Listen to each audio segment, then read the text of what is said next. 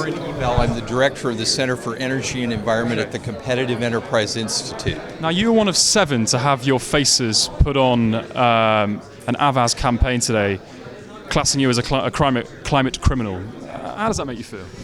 I've gotten used to this over the years. When you don't have, when you're not able to debate things at a intellectual level, you resort to slander, and I'm used to that from the far left. So, but I did go out and get my photo taken with my poster, just so I have it as a memento.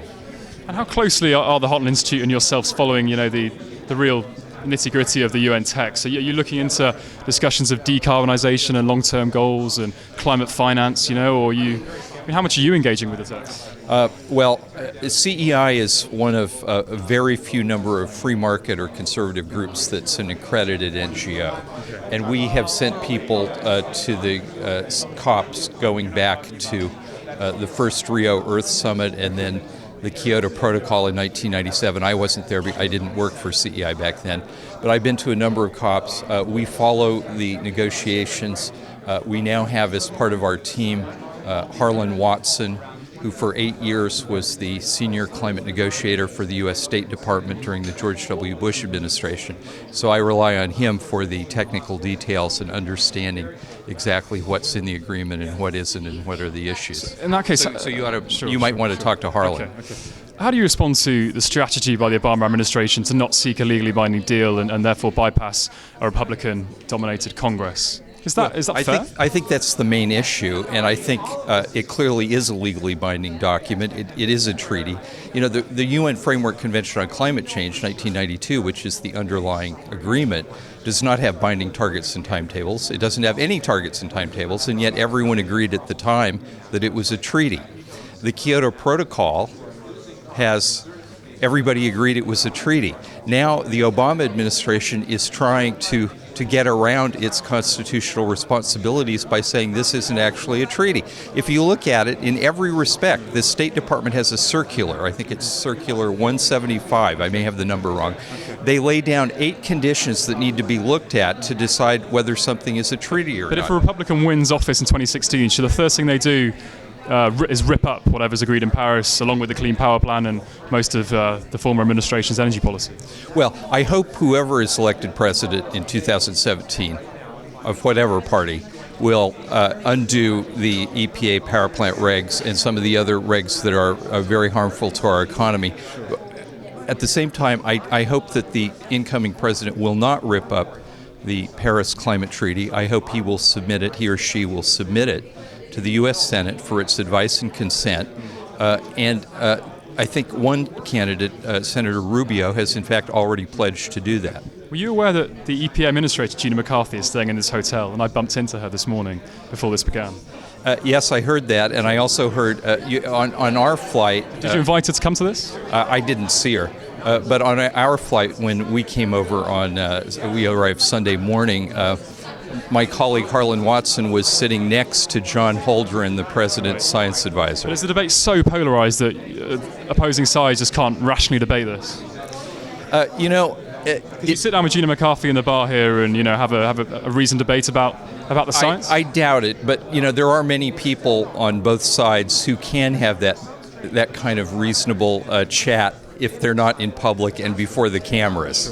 Okay, there was a sensible statement here today made saying most people aren't scientists generally, and they hear things from the IPCC, they hear your non-governmental reports. What do they make of this, and how people that haven't got time to really read the details, how should that influence their making their own minds up? The first thing I'd say about that is I think that it's the responsibility of people, citizens, to question authority. I was very strongly influenced by the counterculture in the 60s and 70s, and I really think that people should be suspicious of authority, and they should question what they're told that they have to. Especially, the more you're told that you have to believe something, the more you should question it. So you believe it's being foisted upon the American people by diktat almost to assume? I think there is an attempt to silence. Look, there are 14,000 NGO delegates. At the COP21. At COP21, there are 9 that I know of representing free market groups. Now, what is the point of trying to silence 9 people, all of whom are polite and don't try to disrupt anything? What is the point of trying to silence them? It's because the so-called consensus, as represented by the climate establishment, is scared to death of debating anything because they lose. I have seen over the years, we have tried to schedule debates between the leading scientists on both sides. For example, Dick Lindzen, we tried to schedule debates with him with a number of leading IPCC scientists. And by the way, Dick Lindzen was a lead author of one of the most important chapters of an IPCC report. And yet, nobody will debate him. Why? Because he always wins. They finally, what's that group? I forget the name of it. They finally scheduled a debate in New York. They had 3 scientists on each side. They televised it. They asked people when they came in, they had a list of questions. Please answer them. They answered the same list of questions after the debate, and our side won overwhelmingly. So the left, There are far more scientists on one side than the other, though. You must be outnumbered by, and I wouldn't have figures, but let's just take this contentious 97% figure. Yeah, well, that's ridiculous. Of the leading climate scientists, I'd say it's a kind of 60-40 debate. 60-40? Yeah. Okay. Just a final question. Is this really a big UN hoax, or is that... some people kind of laugh at that assertion and think that's kind of hysterical, but do you genuinely believe that this is a ploy, a socialist, or let's say at least left-leaning ploy to redistribute wealth from the American taxpayer or the British taxpayer or whoever to poorer countries? No, I do not. I think that's part of it.